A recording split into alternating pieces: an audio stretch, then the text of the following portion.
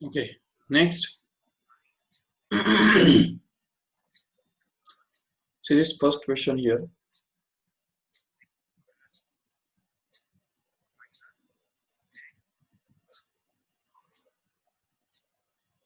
Read this fast. See here, at a pipe open at both the ends has a fundamental frequency of 600 hertz. Okay, तो open pipe का fundamental frequency दिया हुआ है n is equal to 600 दिया हुआ है. ठीक है, तो the first overtone of the pipe closed at one end has the same frequency as that of the first overtone of the open pipe. Okay, ये स्टेटमेंट हमको सिर्फ ठीक से कॉपी करना है. देखो ठीक से, हाँ, क्योंकि क्या दिया है वो उन्होंने, देखो कि the first overtone of the closed pipe, okay, closed pipe is going to be same frequency as that of the first overtone of the open pipe.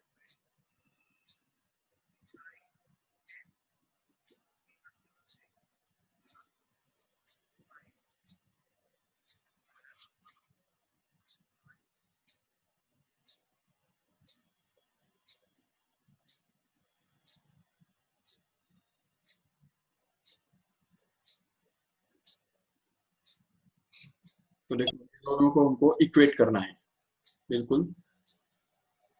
सो सी,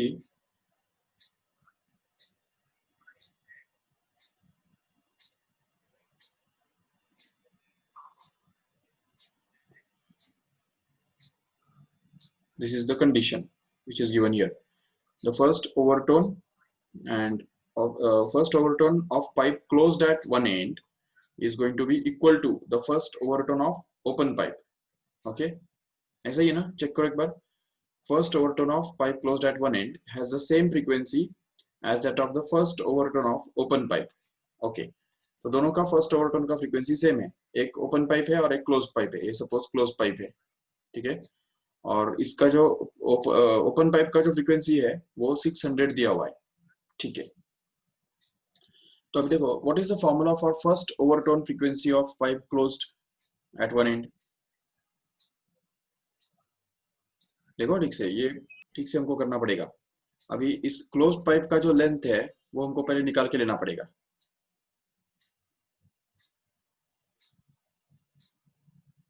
क्योंकि देखो फंडामेंटल फ्रीक्वेंसी क्या दिया हुआ है यहाँ पे.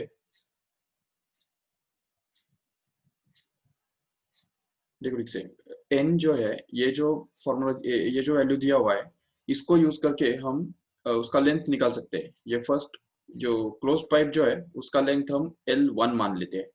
और सॉरी, ये ओपन पाइप है ना, हाँ सॉरी, ओपन पाइप का जो लेंथ है वो L1 मान लेते हैं, और क्लोज पाइप का जो लेंथ है उसको L2 बोल देते हैं. चलेगा, तो ये सपोज L2 है, ठीक है, और उसका जो फ्रीक्वेंसी है उसको हम फंडामेंटल फ्रीक्वेंसी उसका कुछ और ही होगा, नो डाउट. और इसका जो फंडामेंटल फ्रीक्वेंसी है वो 600 दिया हुआ है. ठीक है, तो हमको निकालना क्या है, how long are the two pipes. Okay, तो सबसे पहले ओपन पाइप का लेंथ निकालना कोई बड़ी बात नहीं है. देखो क्यों, क्योंकि हमारे पास ऊपर उसका फंडामेंटल फ्रीक्वेंसी है, बराबर. तो फंडामेंटल फ्रीक्वेंसी का फॉर्मूला क्या है हमारे पास ओपन पाइप का, n is equal to V upon 2l, बराबर, जिससे हमको ये मिलता है v अपॉन 2l. तो इसमें हम इसको शफल कर सकते हैं और इसको लिख सकते हैं इस तरह से कि n के बदले डाल देंगे 600 हर्ट्ज, तो ये आ गया 600 which is equal to v, मतलब जो speed of sound in air. अच्छा, वो दिया है क्या, वी कैन एज्यूम इट. ठीक है, तो we have to assume it as 340 suppose by default. तो ये 340 हमने एज्यूम कर लिया, and that is to be divided by 2 times of L. Okay, so L can be written to be equal to 340 upon 2 into 600. Okay, तो ये अगर solve करेंगे आगे तो देखो क्या मिलेगा हमको. तो वो मिलेगा, ये 0 0 तो एक चलो कैंसिल हो जाएगा, नो डाउट. बाकी ये 120 हो जाएगा, तो हमको 34 को 120 से डिवाइड करना पड़ेगा, करेक्ट है? करके देखो फटाफट कितना आता है। 0.28. Yes, how much it is? 28. 0.28 metre. Check करो करेक्ट है क्या। ओपन पाइप का तो मिल गया हमको आंसर। अच्छा 330 लिया होगा मे बी उन्होंने, जो स्पीड ऑफ साउंड है ना, वो अगर सपोज 330 लिया तो करके देखो।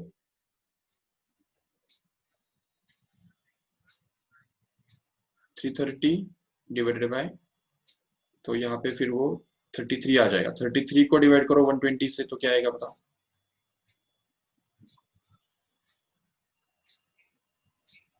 $0.275. Correct, that is the answer given there. Okay, तो यहाँ पे जो आंसर उन्होंने निकाला है वो 0.275 वही है। ये हमारा सिर्फ मीटर में है और उन्होंने सेंटीमीटर में कन्वर्ट करके दिया है, तो इसलिए सेंटीमीटर में कन्वर्ट करेंगे तो हमको मिलेगा 27.5 centimetre. Okay, so open pipe का लेंथ तो हमको मिल गया आराम से, वो उसमें कोई बड़ी बात नहीं थी, वो तो हमको पता है, चलो ठीक है। बट अभी ये कंडीशन यूज करके हमको क्लोज पाइप का भी लेंथ निकालना है, ठीक है। तो देखो क्या कंडीशन दिया है उन्होंने कि the first overtone of close pipe, okay, is has the same frequency as that of the first overtone of open pipe, ठीक है। तो अब यहाँ पे देखो what is the formula for first overtone of closed pipe, तो वो बनेगा first overtone of close pipe. हाँ, तो हमको पता है क्लोज पाइप के फ्रीक्वेंसीज, फंडामेंटल फ्रीक्वेंसी क्या होता है, v अपॉन 4l हुआ करता है, और उसका फर्स्ट ओवरटोन, तो first overtone of close pipe मतलब ही थर्ड हार्मोनिक हुआ करता है, बराबर है, third multiple of fundamental frequency, तो वो 3 टाइम्स v अपॉन 4l बन जाएगा। तो इसलिए first overtone of close pipe will be actually 3 times of v upon 4 times of L2. Here L2 is going to be the length of this closed pipe actually, okay, which must be equal to the first overtone of open pipe.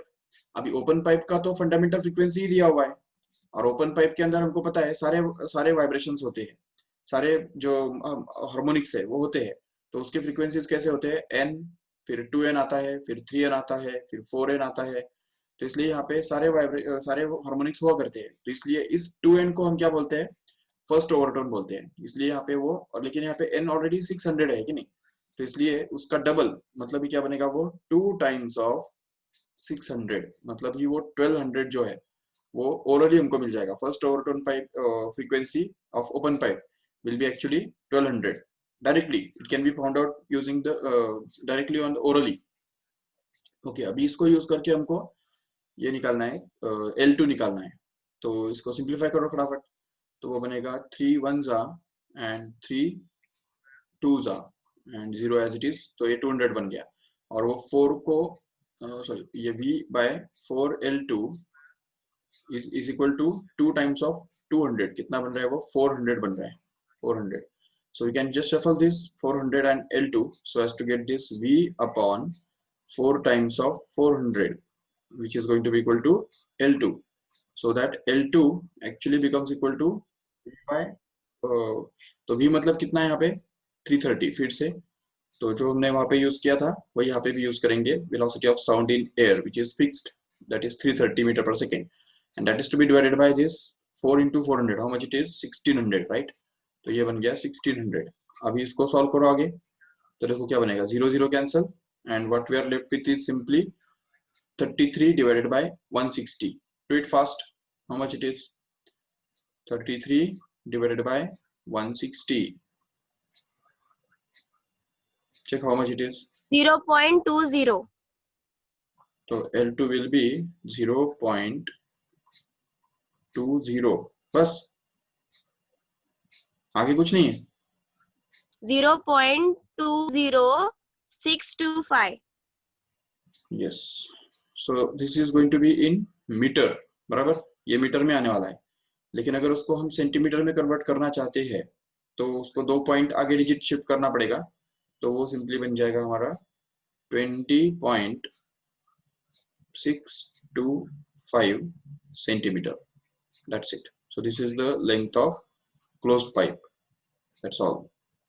Check.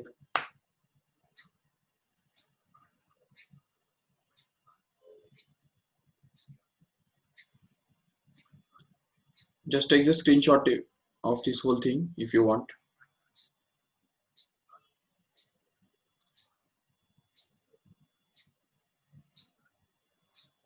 Finish with this? Yes, sir. So let us do the next question. 19th one. See, read it once. A string 1 meter long is fixed at one end. तो देखो ये एक string है जिसका length 1 metre है दिया हुआ है और वो उसके एक एंड पॉइंट पे फिक्स्ड है, ठीक है. And the other and is moved up and down with the frequency 15 hertz. Okay, due to this, a stationary wave with 4 complete loops gets produced on the string. Find the speed of the progressive wave which produces the stationary wave. And the hint is given here. Remember that the moving end is an antinode. Okay, जिसका मतलब ये हुआ कि यहाँ पे एक tuning fork हमने यहाँ पे रखा हुआ है. सपोज ये देखो, ये ऐसा एक ट्यूनिंग फोर्क है जिसकी वजह से ये जो पॉइंट है वो बहुत जोर जोर से वाइब्रेट कर रहा है, ऊपर नीचे इस तरह से वाइब्रेट कर रहा है.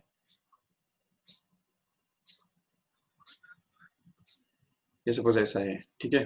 तो ये स्ट्रिंग है और जैसे ये वाइब्रेट करेगा तो ये ट्यूनिंग फॉर्क जब यहाँ पे जाएगा और ये जब यहाँ पे आएगा तो उसके साथ स्ट्रिंग भी तो वाइब्रेट करेगा ऊपर नीचे इस तरह से.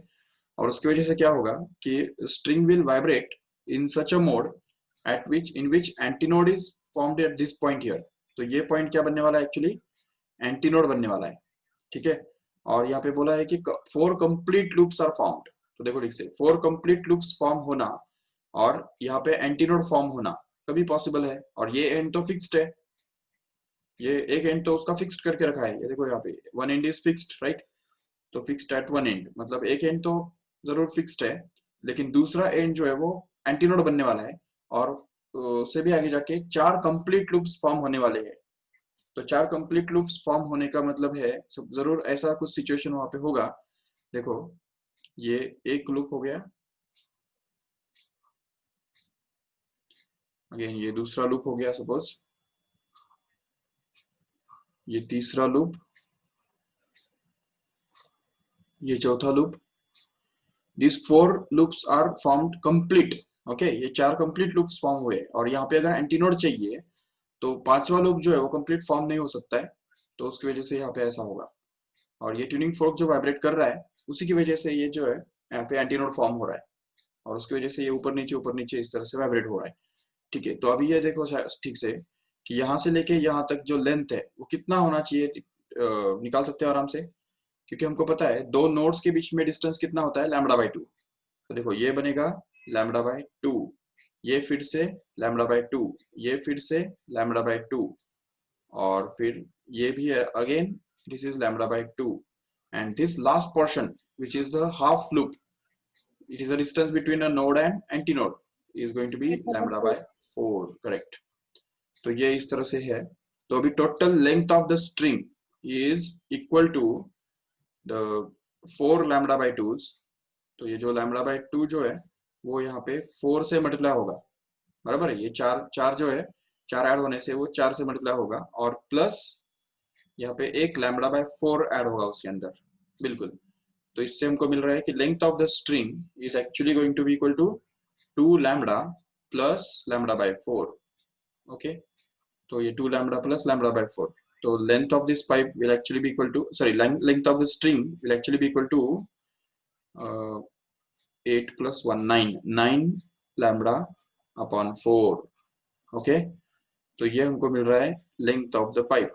But what they have asked here, find the speed of the progressive wave which produces the stationary wave. Okay, तो इससे हम लैम्बडा निकाल सकते हैं कि नहीं. देखो, अच्छा फ्रीक्वेंसी दे रखा है 15 hertz, this is going to be the frequency, and ठीक है. और वेवलेंथ, अच्छा, और 1 मीटर लेंथ ये भी तो दिया है ना लेंथ. तो लेंथ तो हमको दिया हुआ ऑलरेडी, तो पुट करो उसको यहाँ पे. तो ये जो है इसको अगर हम सपोज सॉल्व करेंगे आगे तो हमको मिलेगा lambda is equal to 4l/9, ये 9 है तो इसलिए वो बनेगा 4l/9. And now if we put this l is equal to 9 here, then we can get this lambda which is equal to 4/9 simply, just because l is going to be equal to 1 meter. Okay, so अगर lambda equal to 4/9 मिल गया तो फिर हमारे पास velocity के लिए क्या formula है? Speed of waves is always equal to n into lambda. ये सिंपल सा फॉर्मूला हमारे पास है, तो वो अगर यूज करेंगे तो हमको मिलेगा v is equal to n. n is going to be 15 hertz, which is already given, and that is to be multiplied with lambda which is given here, obtained here, 4/9. Okay, तो अगर ये 4/9 से इसको multiply कर दो तो cancellation करेंगे तो हमको मिलेगा 3 3s and here it is 3 5s, and hence it becomes 5 4s, that is 20. 20/3, so 20/3 becomes 6.67, and that is going to be in meter per second. This is going to be the velocity of sound, velocity of waves formed on this string. Okay, take the screenshot of this fast.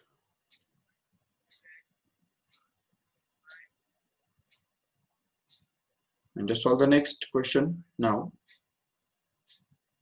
See here.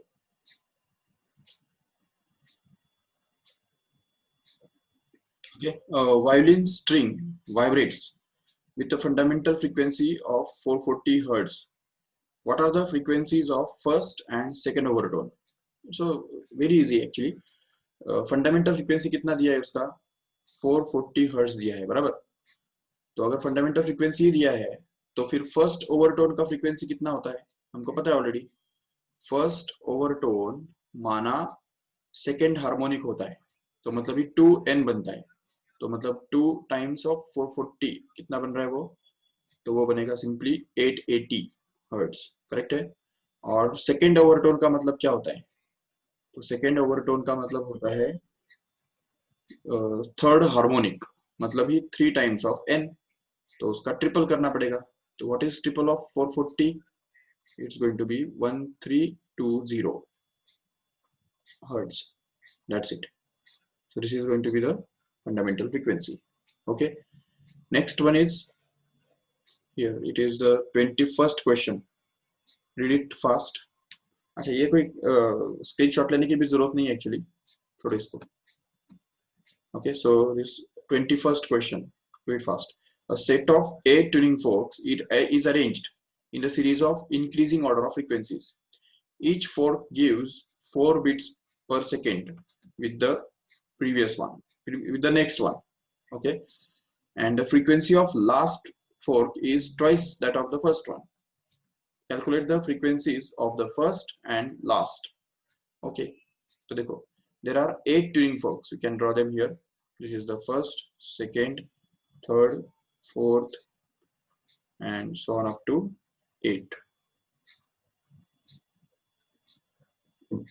Okay, so the first one, पहले वाले का frequency हमको दिया नहीं है, ठीक है. Let us assume it as A.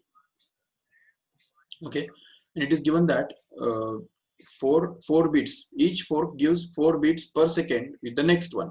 तो इसका मतलब इन दोनों के बीच में अगर 4 बिट्स प्रोड्यूस होते हैं तो इसका मतलब क्या हुआ, उनका डिफरेंस 4 का हो गया. इन दोनों के बीच में भी 4 बिट्स प्रोड्यूस होते हैं, इसका मतलब इनके बीच में भी डिफरेंस 4 का हो गया. इन दोनों के बीच में भी 4 का डिफरेंस, इन दोनों के बीच में भी 4 का डिफरेंस. तो ऐसे हर दो के बीच में अगर 4 का डिफरेंस हो तो इसका मतलब क्या हुआ, इसका सीधा मतलब ये हो गया कि इट्स अ अरिथमेटिक सीक्वेंस. याद है लास्ट ईयर 11th स्टैंडर्ड में तुमको एपीजीपी था, arithmetic progression and geometric progression. The progression in which the difference remains constant is called as arithmetic progression.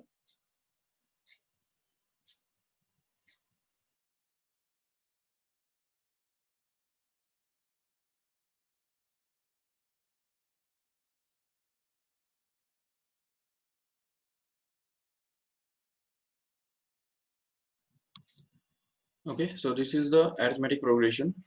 So here we can say take the first term of the sequence as a, okay, and the nth term के लिए क्या formula होता है हमारे पास, tn is equal to a plus n minus 1 into d, ये formula होता है arithmetic sequence में nth टर्म के लिए, करेक्ट है। तो अगर ये हम यूज करेंगे यहाँ पे तो देखो क्या होगा, अभी इसमें देखो tn मतलब क्या है, लास्ट मतलब कौन, एट्थ वाला ना, तो इसलिए उसको हम 8 बोल सकते हैं। तो उसको एट्थ टर्म बोल सकते हैं, तो इसलिए T8 हमको बोलना पड़ेगा। T8 के लिए क्या फॉर्मूला बनेगा बताओ, अगर फर्स्ट का फ्रीक्वेंसी अगर हमने A मान लिया है तो T8 के लिए फॉर्मूला बनेगा A प्लस n के बदले क्या डालना पड़ेगा, -1 8 माइनस 1 इंटू डी का वैल्यू कितना है, जी हर दो के बीच में डिफरेंस कितना 4 है, 4 है, क्योंकि 4 बिट्स प्रोड्यूस हो रहे हैं मतलब ही 4 का डिफरेंस है हर दो के बीच में, तो इसलिए ये बन गया 4 इधर। और अभी अगर इसको हम सॉल्व करेंगे आगे तो हमको मिलेगा T8 is equal to A plus 7 into 4, where 7 into 4 becomes actually 28, right? So we can get that T8 is going to be A plus 28. But one more thing is given here is that the frequency of last fork is given to be twice that of the first one. Check.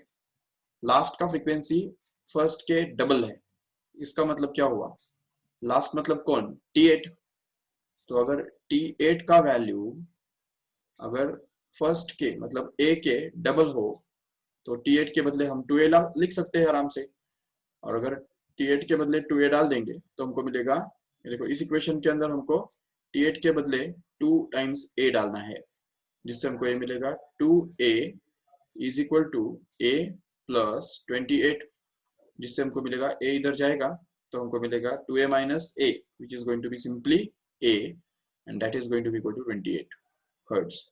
And once we get the frequency of the first tuning fork, we can just find out the frequency of last one by using this equation. T8 is equal to 2A, so T8 का value कितना फिर होगा, 2 times of 28, which is going to be simply 56. तो T8 is going to be equal to 56 hertz. तो ये हमको मिल गया T8. Even we can find out the T8 value from this equation also. It's going to be the same only. तो देखो first का frequency 28 और second का frequency 56, that's all. चलो next one. A sonometer wire is stretched by tension of 40 Newton. एक minute. अच्छा, sonometer wire is stretched by tension of 40 Newton. It vibrates in unison. Unison मतलब resonance, याद रखो ठीक से, resonance मतलब फ्रीक्वेंसी दोनों का सेम रहने वाला है, with the tuning fork of frequency 384 hertz. Okay, so how many number of beats get produced in 2 seconds if the tension in the wire is decreased by 1.24 Newton? Okay, let us copy this question to the next page. Before that, if you want to take the screenshot of this, just take it fast.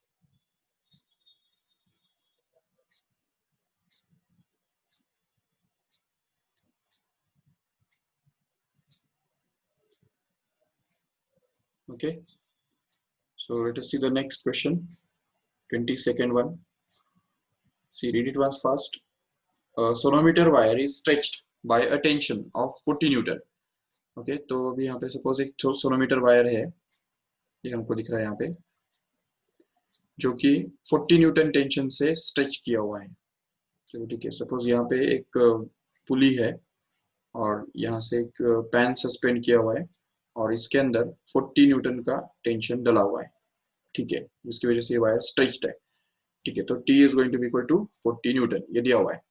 अच्छा, it vibrates with the tuning fork, ये suppose यहाँ पे tuning fork है और उसका tuning fork का जो frequency है वो 384 हर्ट्ज है, ठीक है।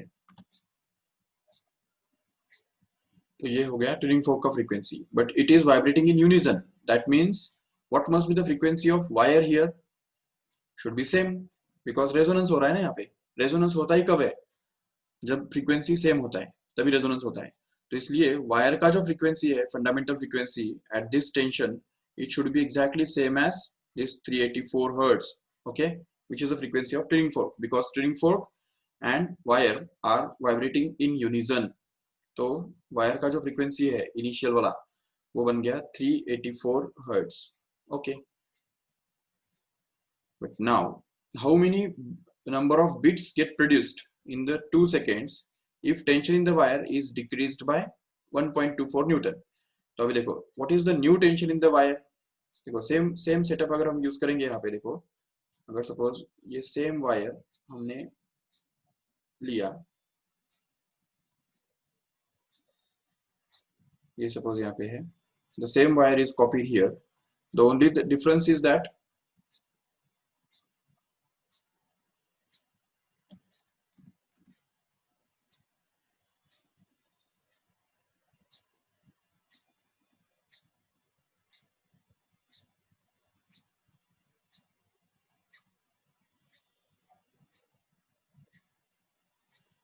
ओके ये सपोज है सेम वायर जो हमने यहाँ पे लिया है, लेकिन अभी डिफरेंस क्या हो गया, तो उसका टेंशन हमने कम कर दिया.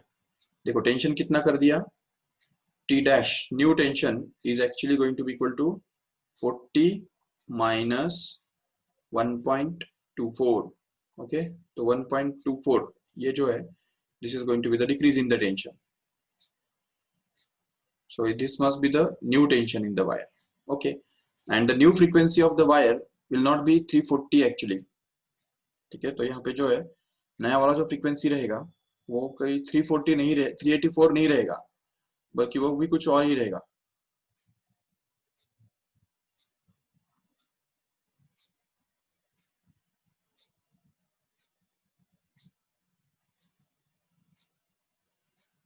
ओके तो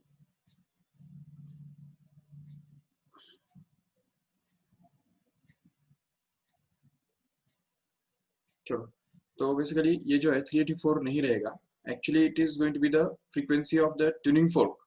तो ट्यूनिंग फोर्क का जो फ्रीक्वेंसी है वो नो डाउट 384 ही रहेगा अभी भी, क्योंकि ट्यूनिंग फोर्क को तो हमने कुछ किया ही नहीं ना, कुछ भी नहीं किया, इसलिए ट्यूनिंग फोर्क का फ्रीक्वेंसी नहीं बदलेगा, लेकिन वायर का तो बदल जाएगा. तो वायर का जो फ्रीक्वेंसी बनेगा तो उसका वो हमको निकालना है, ताकि हम इसके साथ उसका कितना डिफरेंस बनता है वो निकाल पाए.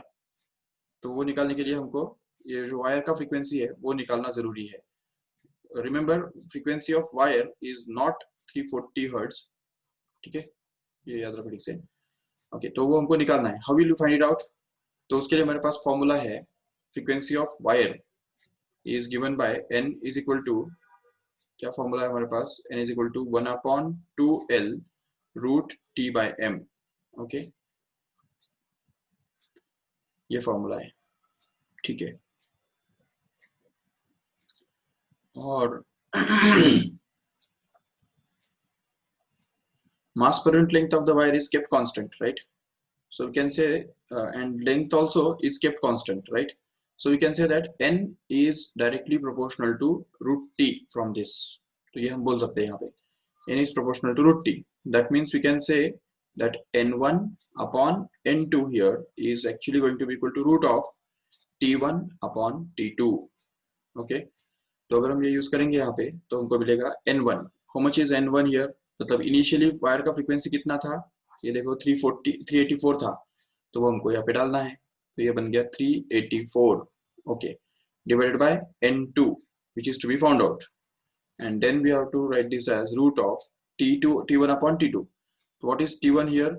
It's going to be 40 actually, and that is to be divided by t2 which is this 40 minus 1.24.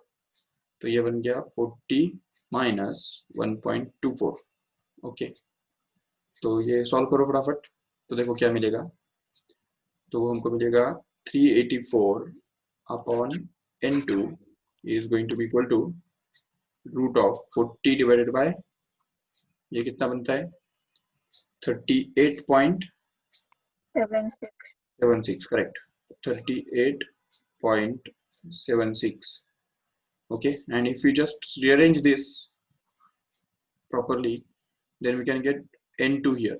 तो n2 का वैल्यू कितना मिलेगा हमको, तो n2 will actually be equal to, ये n2 उधर जाएगा, ये सब इधर जाएगा, तो वो बनेगा 384 into root of, here it is 38.76 divided by 40. Okay, so just solve this and see how much you get.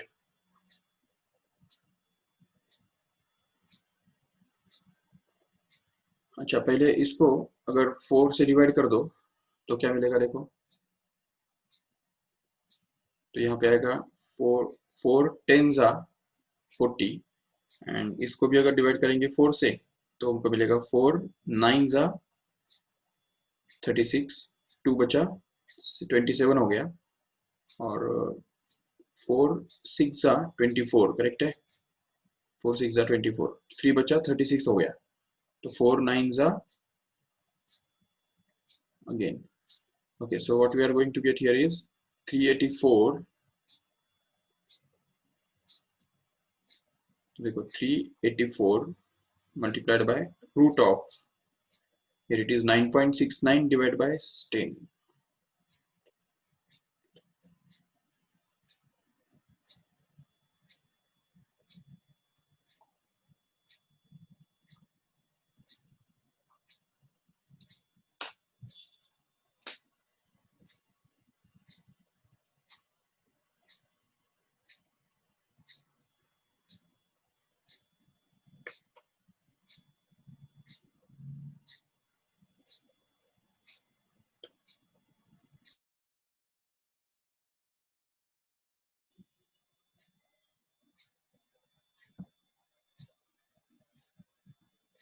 Okay, तो सुना दे रहा है सबको? Yes sir. Okay, so yes sir. Light यहाँ पे चली गई है, तो इसलिए वीडियो तो आपको नहीं दिखेगा, लेकिन मैं जो स्क्रीन शेयर कर रहा हूँ वो दिखाई देगा आपको। तो वो उसके ऊपर कॉन्सेंट्रेट करो प्रॉपरली। देखो ठीक से हमने क्या लिखा अभी कि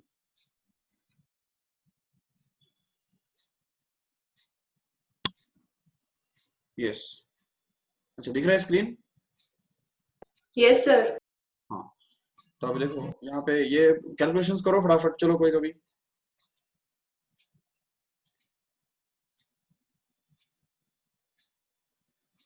What is the root of 0.969? It's going to be 0.984. Check. And if you multiply it by 384,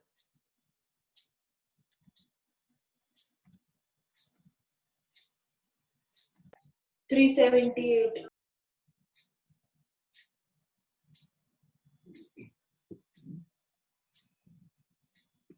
yes, 378.0011. Okay, so 378 we can call it as approximately. So 378 hertz. Okay, अभी मुझे बताओ, ये जो 378 हमारा ये जो है फ्रीक्वेंसी है, वो हमारे ओरिजिनल फ्रीक्वेंसी के साथ, मतलब ट्यूनिंग फोर्क के फ्रीक्वेंसी के साथ जो कि 384 है, वो कितना डिफरेंस लगता है? How much it differ? 6 hertz से डिफर करता है, चेक करो। तो नंबर ऑफ बिट्स फॉर्म जो है, number of beats equal to क्या होगा? तो n2 माइनस n1। तो n2 यहाँ पे क्या है, ये जो ये चलो n1 माइनस n2 भी लिख सकते हैं उसको, क्योंकि पहले फ्रीक्वेंसी ज्यादा था और अभी कम हो गया, तो इसलिए n1 माइनस n2, टेंशन कम किया ना हमने, तो फ्रीक्वेंसी भी कम होगा ऑब्वियसली। तो इसलिए 384 में से अगर हमने 378 माइनस कर दिया तो कितना बनेगा? 6 आएगा। तो इसलिए हम बोल सकते हैं यहाँ पे कि 6 beats will be heard obviously. Okay, so this is the number of beats. Okay, लेकिन उन्होंने क्या पूछा है, देखो, how many beats produced in 2 seconds, वो भी भूलो मत, that is also important to understand here. 2 seconds में कितने बीट्स प्रोड्यूस होंगे? अब ये जो हमने निकाला बीट फ्रीक्वेंसी निकाला, बराबर, तो बीट फ्रीक्वेंसी मतलब क्या होता है? ये बीट फ्रीक्वेंसी है। बीट फ्रीक्वेंसी मतलब number of beats formed per second. तो if you want to find out number of beats formed per 2 seconds, तो 1 सेकेंड में 6 बीट्स मिल रहे हैं, तो 2 सेकेंड में कितने मिलेंगे? 12 मिलेंगे, that's it. So there will be 12 beats produced per 2 seconds. तो 2 सेकंड के अंदर 12 बीट्स प्रोड्यूस होंगे. चलो ठीक है. So let us do the next question. अभी 2 ही क्वेश्चंस बाकी है, करेंगे फटाफट. देखो सबसे पहला क्या कह रहा है. A sonometer wire of length 0.5 meter is stretched by the weight of 5 kilogram. The fundamental frequency of vibration is 100 hertz. Calculate its linear density. Okay, it's very easy because we know that this n is going to be equal to 1 upon 2l root t by m. ये formula हमारे पास है. ठीक है. अभी linear density निकालना है, मतलब हमको क्या निकालना है, m निकालना है. करेक्ट है. तो m निकालने के लिए इस फॉर्मूला को सिंपली रीअरेंज करो, सिर्फ रीअरेंज करो. तो इसको अगर स्क्वायरिंग करेंगे ना दोनों तरफ तो हमको मिलेगा. अच्छा, लेकिन इसमें वैल्यूज डाल भी सकते हैं आराम से. चलो डाल देंगे वैल्यूज, क्या फर्क पड़ता है. ये जो है फंडामेंटल फ्रीक्वेंसी 100 हर्ट्ज देके रखा है. तो put this n is equal to 100 here. तो यहाँ पे आ गया 100 equal to 1 upon 2 times of l. l कितना है देखो, 0.5 metre. So put it as 0.5 here. तो ये बन गया 0.5. Okay. And root of t by m. t मतलब क्या है यहाँ पे, देखो वेट ऑफ 5 किलोग्राम ना. तो जो वेट स्ट्रिंग के साथ अटैच किया है, तो वो वेट अगर सपोज 5 किलोग्राम है, तो वो कितना टेंशन प्रोड्यूस करेगा. तो वो टेंशन निकालने के लिए हमारे पास फॉर्मूला है मास इनटू ग्रेविटी. वो भूलो मत.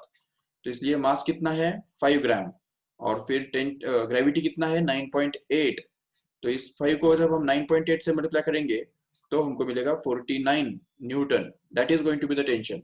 तो 5 किलोग्राम का जो मास है वो कितना टेंशन प्रोड्यूस करता है, 49 न्यूटन इतना टेंशन प्रोड्यूस करता है. तो जो हमको यहाँ पे डालना है न्यूमरेटर में, तो ये बन गया 49 newton. And that is to be divided by linear density, which is going to be small m here, which is to be found out. Now we'll simplify this further and get this 100 is equal to 1 upon, what is this, 2 into 0.5, it's 1 only, and that is multiplied by root of 49 by m. अच्छा, तो यहाँ पे इसको लिख देंगे root of 49 upon m. So अभी इसको squaring both sides कर दो, तो यहाँ पे आ जाएगा 100 का स्क्वायर जो 10,000, which is going to be equal to 49 divided by m. Just cross multiplying here, we get this m actually equal to 49 divided by 10,000, and 10,000 means 10 raised to 4, which can also be written as 10 raised to minus 4. ऊपर जाके उसको 49 into 10 raised to minus 4 ऐसा लिख सकते हैं आराम से. और अगर उसको ऐसा लिखेंगे तो वो बन गया हमारा density, linear density in kilogram per meter. But if you want to express in standard form, in the form in which the decimal point is there after one digit only, then we can get it in this way, 4.9 into 10 raised to minus 3 kilogram per meters simply. तो ये बन गया हमारा final answer, which is there already in the option. Okay, the next one is, see, the string of guitar is 80 centimeter and has a fundamental frequency 112 hertz. If the guitarist wishes to produce a frequency of 160 hertz, where should he press the string? Okay, तो मतलब अभी देखो ठीक से कि अगर string जो है, ये सपोज स्ट्रिंग है और अभी इस स्ट्रिंग का लेंथ जो है वो 80 सेंटीमीटर का दिया हुआ है. ये है उसका लेंथ 80 सेंटीमीटर और उसका जो फंडामेंटल फ्रीक्वेंसी है वो 112 हर्ट्ज है. ठीक है, तो 112 हर्ट्ज ये हो गया उसका फ्रीक्वेंसी, फंडामेंटल फ्रीक्वेंसी. अभी फंडामेंटल फ्रीक्वेंसी मतलब क्या होता है, जब उसके ऊपर एक लूप फॉर्म होता है. When only one loop is formed on the wire, the frequency of wire will be called as its fundamental frequency. Okay, but now he want to produce a frequency of 160 hertz actually. तो अभी 160 hertz frequency उसको कभी मिलेगा, देखो ठीक से. अभी 160 hertz,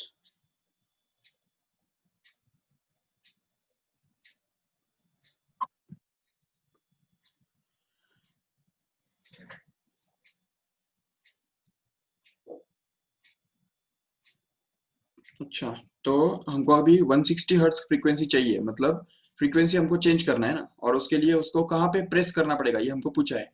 तो मतलब एक किसी पर्टिकुलर डिस्टेंस पे उसको अगर उसने अगर प्रेस किया इस स्ट्रिंग को, तो इससे क्या होगा कि उतना ही लेंथ सिर्फ वाइब्रेट होगा।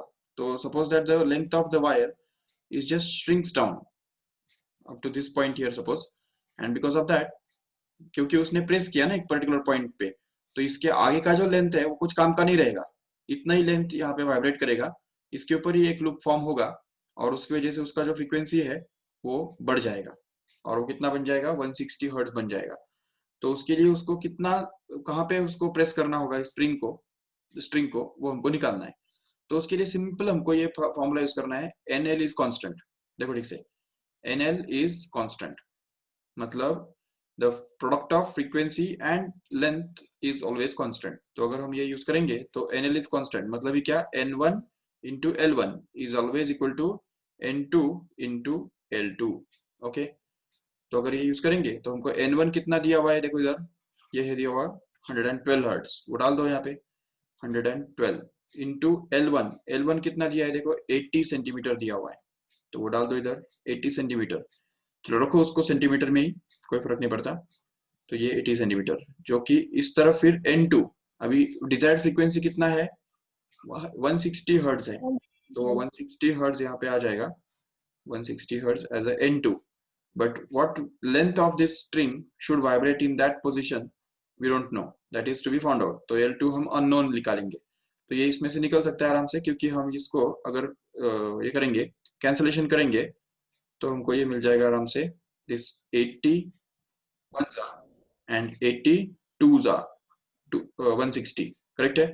and if we just simplify this still further, then we can get this as 112 divided by 2, which becomes equal to L2। that means the L2 must become equal to, L2 should be equal to 156 here। तो ये बन गया, देखो L2 बन गया 56, तो 56 centimetre. तो इस लेंथ पे उसको प्रेस करना पड़ेगा, देखो ठीक से यहाँ पे, this is the length eight which the person should press the string so that he can get that desired amount of frequency, no doubt। okay, so this is the last question in this chapter। okay,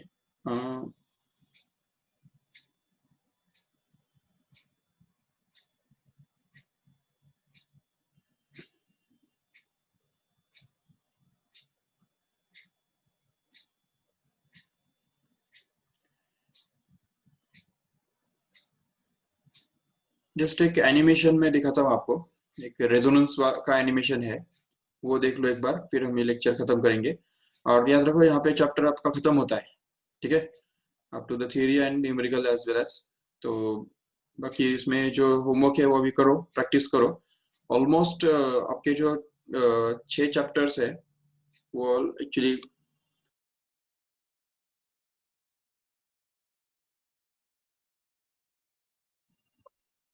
okay, तो